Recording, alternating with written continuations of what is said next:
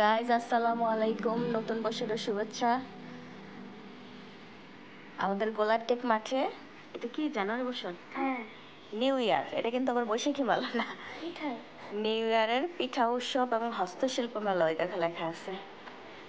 আমি এবং আরিয়ান আমরা মেলায় চলে এসেছি।